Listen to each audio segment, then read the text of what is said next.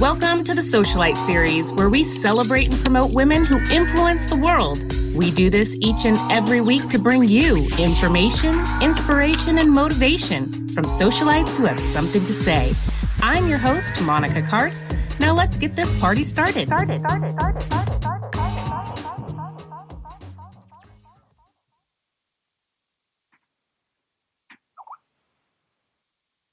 Hello, party people. It's that time where we get to celebrate amazing women on a Tuesday. You've tuned in to the Socialite series, and if this is your first time joining us, welcome. And if you're coming back for more, thank you. I'm Monica Karst, your host, coming to you live from Santa Cruz, California, today with episode number 21. Understanding Social Behavior with host Dr. Cath Byrne. I wanted to remind you that this is live radio. Live. You never know what you're going to get. We don't pre-script this, people. And you can always join in the conversation by dialing 248-629-0921. Again, that's 248-629-0921. So let's talk about our guest host today, Dr. Cath Byrne. She is committed to you, herself, and all of us for living in a more harmonious and loving world, internally and externally.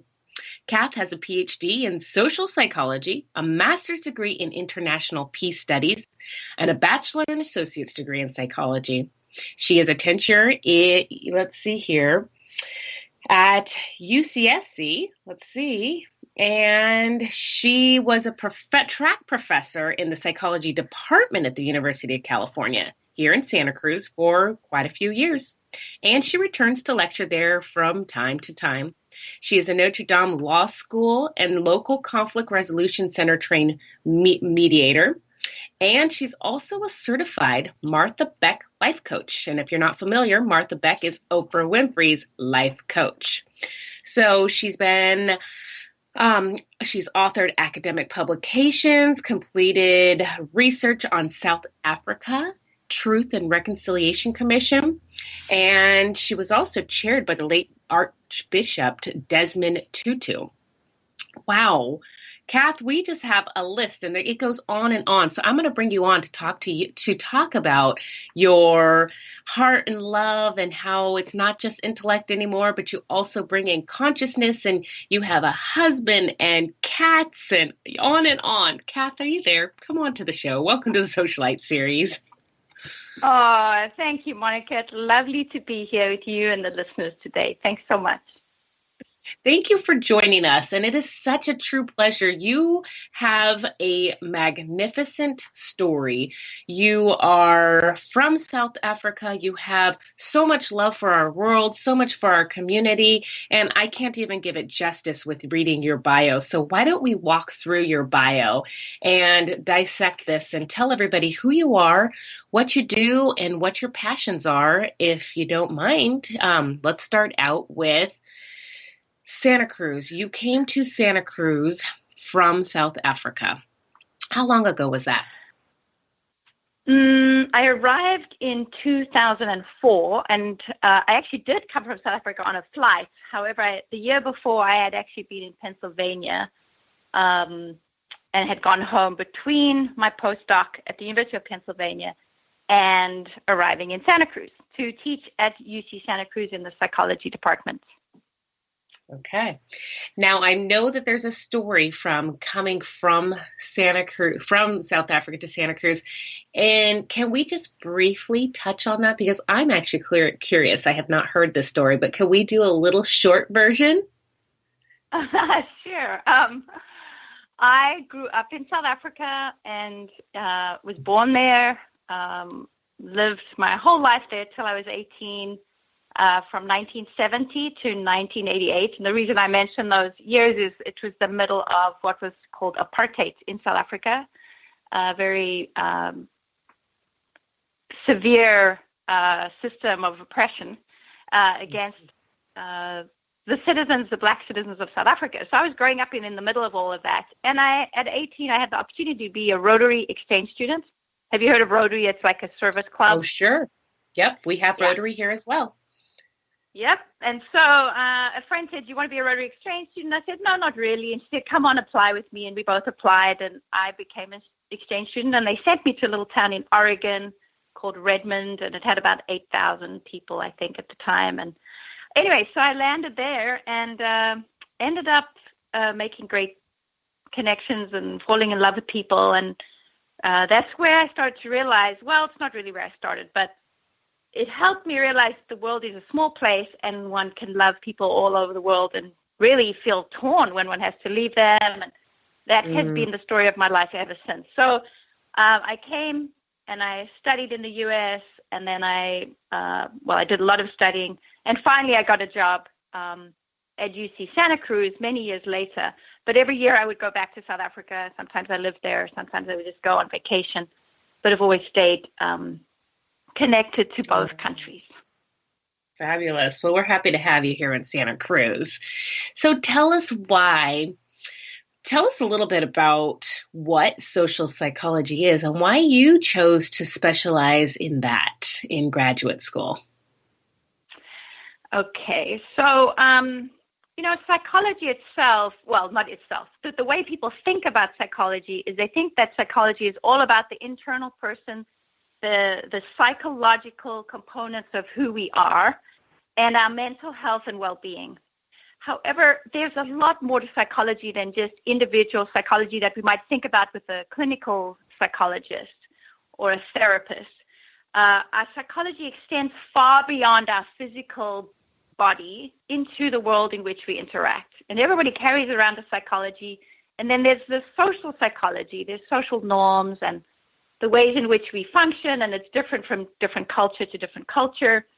And because I grew up in South Africa, I'm a white South African. I was born, my parents are Irish and British.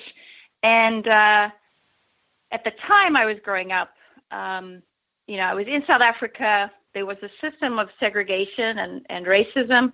And the white people were about 12% of the population, and the rest of the population, about 80% plus, were black South Africans. And it was the white people who had the power and the education and privilege, and black people were very much hurt by the system of racial segregation in multiple levels. So as a child, I grew up in this, what I call basically a really bad social experiment gone wrong. And I always noticed the discrepancies, and I would say to my mom, like, why was I born white, and why is this happening? And my parents showed us that the system was incorrect, that we needed to love everybody, and we needed to make sure everyone was taken care of through the law and were protected. And then my friends, growing up with my friends, 95%, their parents taught them that the system was perfect and great and wonderful. Right. And I always grew up with this, trying to figure out social behavior and social happenings.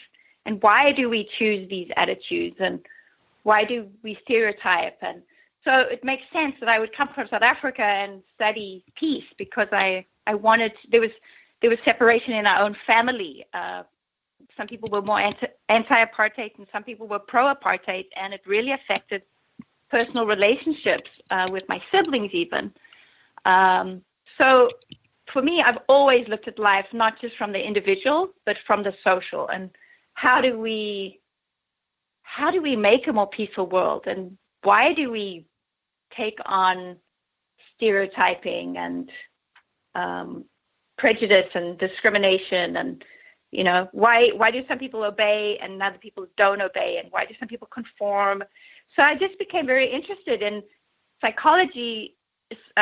Individual clinical psychology focuses on the individual components, and politics focuses on the implementation at national and international levels. But I was really curious of the in-between, like, why do people do what they do as leaders? Why do people decide we're being threatened and then decide to attack another country?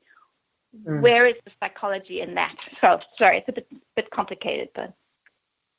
Right. Well, no, absolutely. And then in this time, like we were just talking about, the political time and the stress and the psychology behind it. So there's a lot to that. But without touching on that just yet, let's go into some of the interesting findings that you found. And, what do you find that you understand human behavior, that something that you would like to share? I know that you've started a series of Facebook videos, which is how I found you and really connected because I was really resonating what you were saying. Can you give us some of your interesting findings or major concepts that you would like to share with us? Sure. I mean, I don't think we can get into it too deeply, but I'll tell you a few things about social psychology that people are always surprised about. I mean, it's really this understanding of social behavior.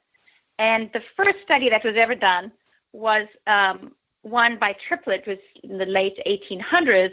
And what he did was he just studied a person riding a bicycle from point A to point B and timed them. And then he brought an audience and had some people stand on the side of the road, and he timed them again. And the person's performance increased due to the audience. So that's just a very simple way of noticing that we are constantly impacted by other people around us. So some of the videos I did recently were, one was on what's called an attribution. An attribution is how we decide what causes other people's behavior. So for instance, if you see someone stumble on the sidewalk, generally, it's pretty quick for us to decide that person stumbled because there's something internally at fault about them, like they're clumsy. Oh, that person's clumsy. But if we stumble, we go, oh, it was the sidewalk, or there was a hole, or my shoe slipped. There's a way in which we decide that other people's behavior is based on their internal, or their failures are based on their internal characteristics, but our failures are based on external characteristics. And Interesting. That seems simple, but it has ramifications, Absolutely. I love that way you make it so simple. I'm just thinking about that. That's funny. What about being a people person and intuitive? And when you're talking about, this is something that when you're around a crowd that's excited and, you go to a live football game and everyone is excited, you get excited. You can't help but to feel the infectious attitude, the personalities and the people around you and the excitement. But then it goes the same if you go to a funeral or if you're in a room full of depressed, boring people, you instantly turn into that. So, performance has a lot to do with the people you are around and the environment as well. Exactly. And actually, in terms of performance, what they found in that study that the person originally did in the field, that if we are very well practiced at something, if we have an audience, it will increase our performance. But if we are not well practiced at it, having an audience will actually decrease it, because there'll be so much anxiety about our skill level and our capacity. So it's very interesting how the external and the cognitive play into, what happens for us. Interesting. So what attracted you to this? What do you find so interesting in these matters and topics? What led you in your life to notice and understand? Well, again, it was fundamentally South Africa and noticing the something we do. This is another experiment. I mean, something we do is we categorize. Now, categorization is a very normal cognitive process. Every time we looked at a chair, if we had to decide, oh, the dining room chair, that's a chair, but is the couch a chair? And is a ball you sit on at your desk, is that really a chair? We would spend so much time figuring these things out, and we don't have the cognitive time in many situations to process things. So we make quick categorizations, quick shortcuts in our brain. This is fine, but the problem is we do it socially as well. So we decide that person, just by looking at them, we decide what group they belong to very quickly. It might be based on race, it might be based on gender, it might be based on sexual orientation. It could be any categorization. The problem is we start to stereotype, and that's when we decide, everybody in that group. The problem with stereotypes is you decide that everyone in a group is the same. For instance, when I would go back to South Africa, people would say, well, all Americans are the same. And I'd say, are you kidding me? They are not. Right. But, do we think all Muslims are the same? Do we think all, Santa Cruzans are the same? But what we decided is everyone belongs to that, and we focus on their group identity, and we forget people's individual personal traits and their values, and the diversity within groups. And this is okay until it becomes a problem where in these experiments, once you had put someone into an in-group and you were in a group with people, even if you didn't know them 15 minutes before the experiment, once you were allocated to a group with them randomly, within a few minutes, you would decide, when given the chance to allocate resources to your group, the other group, or both groups, people would allocate resources only to their own group based on no real membership. So you can see the power of groups and of group identity. And once we do the us versus them, it's really challenging in society to go, wait, don't we have a human group that we all belong to? Because we're putting ourselves into all these different groups, and I just see it causing so much suffering and so much pain. And it's not to distinguish and to take away from the richness of our cultural and various group identities. The problem for me as a social psychologist is to see where there's systemic pain or suffering occurring because we've decided those people, there's something negative about them, or we've set up systems at the detriment of some groups and not at the detriment of others. And that's this concept. I don't know, have you heard of the concept of privilege? Oh, absolutely. Okay, so, with privilege, if I just ask people on the call today to think about what social groups, what are your social identities? How do you identify yourself? And you might bring to mind 2 or 3 identities. I'm female, I'm gay, I'm straight, whatever it may be. And mostly, for many of you, and Dr. Reverend Johnson, Deborah Johnson, sorry, this is a mouthful, she does this experiment where she'll ask people this. And many of us, for instance, who are able-bodied, would not have put able-bodied on that list. And the interesting thing is, first of all, I always get stuck on that because the literature on disability calls the able-bodied temporarily abled, just to remind us that this is a gift, that we have. Right. But if we didn't bring that up, the reason I bring up the able-bodied, when we're not putting it on our list, at the top of our list, it's because for us, the society is built in this, let's just say Santa Cruz, we can access different buildings, we can get into buildings pretty easy. But if we broke our leg and we're in a wheelchair, we would start to see where we were not privileged, how hard it is to get around if you're not in the dominant group around which the world is built for you. Very interesting. So, and we carry what's called what Peggy McIntosh calls a backpack of privilege. We carry these things that help us open doors all of the time, but we're actually unaware of them. And we're also unaware where other people in the society, when you study it as a social psychologist, do not have the same backpack on that we might. Right, I see that. I hope that makes sense. Yeah, absolutely. You break it down very clearly. Now, clearly, you have a big heart. And when you went into this, did you discover more, do you have to have prejudices? You would think, how do you change your own thoughts is what I'm trying to get at. I do it. I don't like to do it. When you judge a group, like you say, all whites or all Muslims or all blacks, and we put them into a group. I try to dissect and I never try to group, and I always individual. I get to know individuals. How do you do it? What's your thought process? It's funny. I was thinking about this last week, and because I teach race, I grew up in South Africa, and even though I grew up with this family who taught me to not be racist, I was growing up in a school system, in a church system, and in a national media that taught me to be racist through media, through what priests said in the Catholic Church I was growing up in. And one gets it from all directions, and so we absorb it. Right. And it's basically, we really need more adult opportunities to allow us to see our blind spots. It's like being in a car and we're like, oh, I'm cool. And then all of a sudden you go to turn, there's a car there, it feels uncomfortable. Mm-hmm. When we start to discover like, oh gosh, I am racist, I do stereotype, it's important to take time and just notice that and notice how it feels, because our truth as beings, and I believe this, and maybe you do or maybe you don't, but we came from love. When we're born as babies, we don't lie in our bassinets and compare racial color or gender or whatever it may be. We are taught all of these things, and they can be untaught.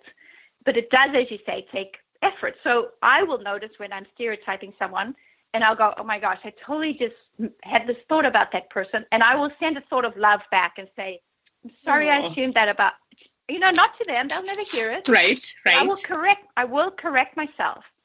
And to just realize that we grow in our education and our consciousness. 20 years ago, around issues of transgender, we were I was clueless.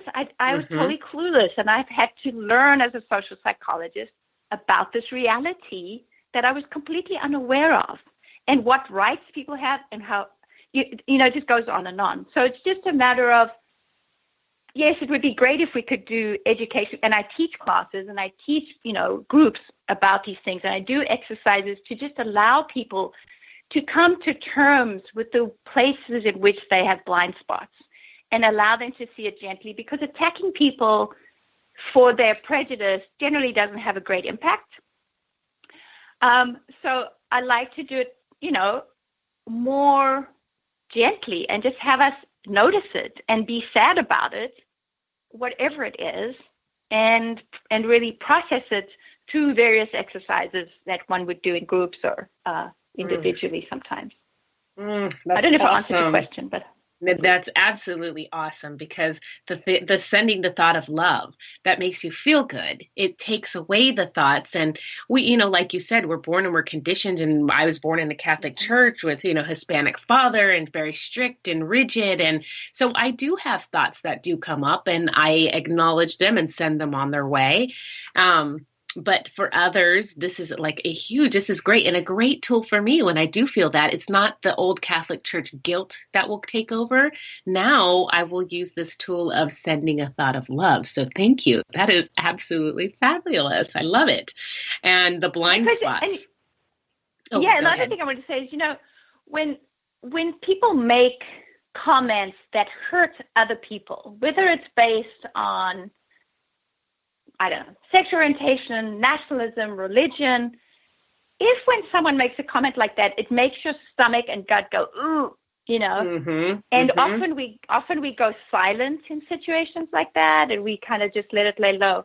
One of the things we learn in social psychology is how important it is to speak up in situations like that, because language, number one, changes our culture, but connection and recognition of those issues changes the culture. So someone tells a racist joke or a sexist joke, and we don't actually want to laugh at it. It actually hurts us.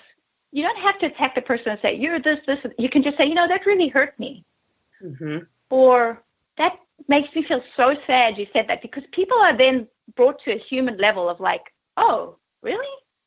Right. Right. And some people will deal with it differently, but it's important that we use our power. And even, if we talk about bystanders in a situation where help is needed, for instance, if you come across, I said this in one of my videos, if you come across an accident, it's important that you don't assume that someone else has called 911, because we have what's called diffusion of responsibility. We assume someone else is going to take care of the situation. And sometimes no one has, because they all are standing around thinking someone else has done it. So at the same, what I'm trying to say is allying in a situation, being a second person. If someone says, I don't agree with that in a big group, and you also don't agree with it, but you stay silent, it is so powerful if you can be the second person to say, I don't agree with it either, because two energetically is so powerful, and it backs up the first person, and they feel like they have an ally, and then you're changing the social culture. I love it. Slowly but surely through these micro gifts. There's micro aggressions, and there are also micro gifts. Yes. And it's pointing out their blind spots. And I would like people to point out my blind spots. That's why, I can't see them. And it takes an opportunity, or it's an opportunity. I see it as an opportunity for me to discover and to learn more and actually to have a thought process about it. I like that. So Yeah. why, after studying psychology, the masters, the double BAs, what led you into going into life coaching? It goes hand in hand, but it's a different realm. We only have a few minutes left, but I'd love to talk on that. Let's go into that. Well, I remember sitting on the table in one of my peace psychology. I teach peace and conflict. I teach intergroup relations. I teach the psychology of oppression and liberation. And I was sitting on the desk in my peace psychology class, and I was newly married with 3 stepchildren, and life was incredibly challenging.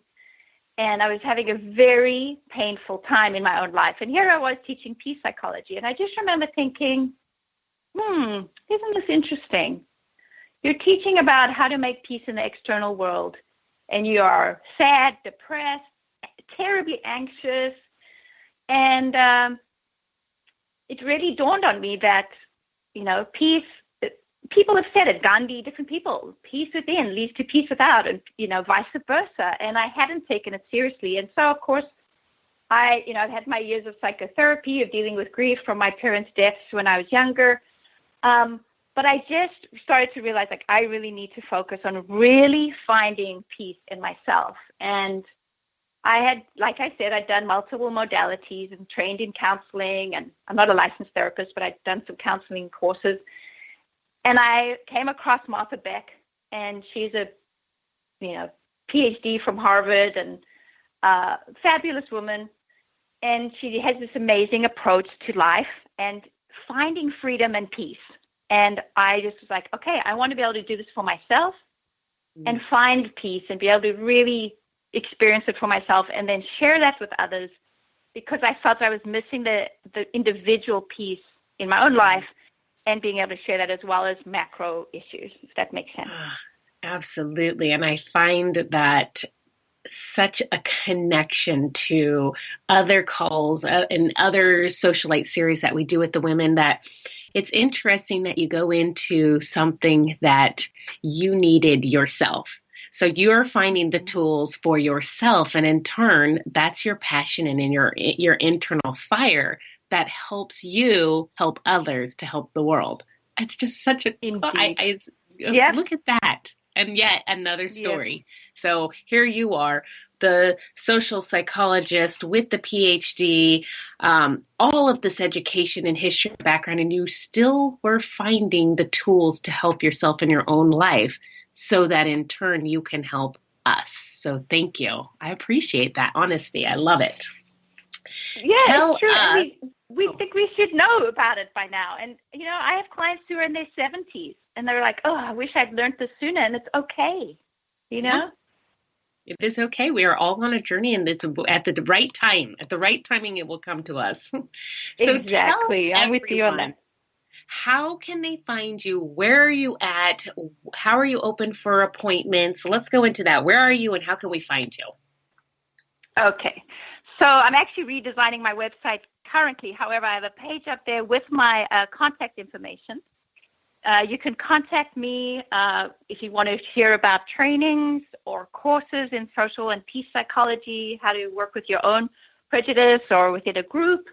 You can also contact me if you're interested in individual coaching sessions, life coaching sessions, and it's at Cath Byrne, CathByrne.com. Sorry, I forgot the first part, which is Cath at cathbyrne.com is the email, Cath at cathbyrne.com, or the website is cathbyrne.com. So you can contact me through there. The listing of my courses isn't currently up, or any of my social psychology, but there is a link about the life coaching at the moment.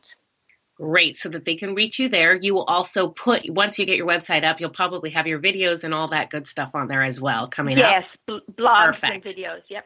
All right. So everyone stay tuned. So it's cathburns.com, BYRNES.com. Thank No you. S. Oh, no S. BYRNE.com. And we will also put this on the Santa Cruz Socialites Facebook page. So if you're looking for it, you could click directly to Cath, Dr. Cath Byrne. And thank you so much for being here today. You have enlightened my morning, and I appreciate you. I hope others will be able to connect and reach out to you as well. So thank you to our guest host today, Dr. Cath Byrne, to our producer, Nesha, and thank you for listening. Don't be shy. Please make sure to share, like, and comment on all of our social media platforms. And that's a wrap for today. This is Monica Karst reminding you every day is a day to celebrate. Cheers. Thank you for tuning in to the Socialite series. To find out more, visit us at santacruzsocialites.com and monicakarst.com. Until next week, be seen and be heard, and get out and shine your social light on your community.